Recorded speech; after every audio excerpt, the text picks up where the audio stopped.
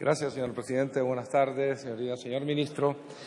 Bueno, pues nada, leíamos en el acuerdo del Consejo de Ministros sobre los objetivos de estabilidad presupuestaria y de deuda pública que la principal preocupación de su Gobierno es la reducción del déficit público. Mire, yo me intento colocar en la posición de un ciudadano cualquiera, agobiado por sus problemas, y dice, ¿y si se reduce el déficit público, mejora el empleo, disminuyen mis problemas? ¿Hay alguna posibilidad que mejoren los servicios públicos? Yo le tengo que decir que la contestación de eso es negativa, ¿verdad? Por lo tanto, yo tengo que decirle que me resulta insólito que un Gobierno de un Estado social y de derecho esté empeñado en que su principal preocupación no sean las personas, que es lo que se dice en campaña electoral y nunca se hace después a la hora de ejercer, ¿verdad?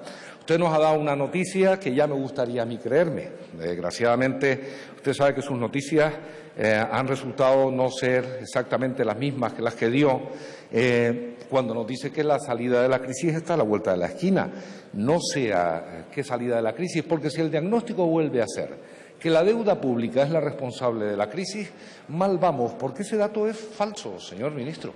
Vamos a ver, es que antes de empezar la crisis, la deuda pública española, se lo he dicho más de una vez, era inferior a la de Francia y a la de Alemania. Y la deuda pública crece como consecuencia de la crisis. La que era elevada era la privada, señor ministro. ¿Y sabe quién la estimuló? A esos a los que hay que pagarles el montón de perras para disminuir el déficit público. Este es el problema. Entonces, claro, pues no podemos estar de acuerdo en la manera de resolver esto. Hay aquí una crisis de demanda fundamental. Y en esta crisis de demanda no hay una sola medida ni para crear empleo ni para hacer circular la economía, de circular el crédito. Es decir, parálisis económica. Luego, ¿cómo resolvemos el problema fundamental, que es el de la demanda, si la gente no puede consumir y las pequeñas y medianas empresas no pueden obtener crédito? La verdad es que es difícil de entender, se lo digo con toda sinceridad. Y la receta es de nuevo equivocada. Austeridad expansiva, es decir, esto de que cuando más austero se es, más se crece. Es que no hay evidencia empírica que demuestre esto, es que es justamente lo contrario lo que está ocurriendo. Y entonces nos dice, por eso, como pasa lo que pasa, vamos a disminuir el gasto. Servicios públicos, etcétera, etcétera. Por cierto, cuando se disminuye el gasto en los servicios públicos, la gente debe saber que se pone en la calle a funcionarios absolutamente cualificados, a empleados públicos cualificados, por ejemplo, en el sector sanitario. Los que van a la calle, ninguno es analfabeto, se lo aseguro.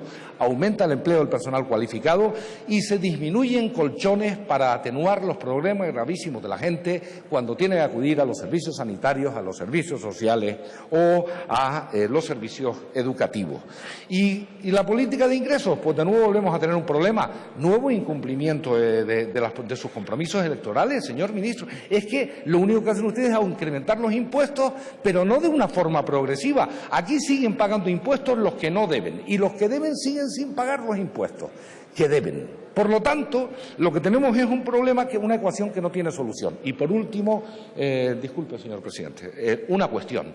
De nuevo, el mismo castigo a las comunidades autónomas. Vamos a ver, quien hace el esfuerzo presupuestario en el gasto público en el Estado español, como usted sabe, son las comunidades autónomas que más que duplican el esfuerzo del Estado español, de la Administración central. Son los que se ocupan de los servicios públicos. ¿Y por qué usted entonces le permite un objetivo de déficit del 3,7% a la Administración central del Estado y del 1% a todas las comunidades autónomas?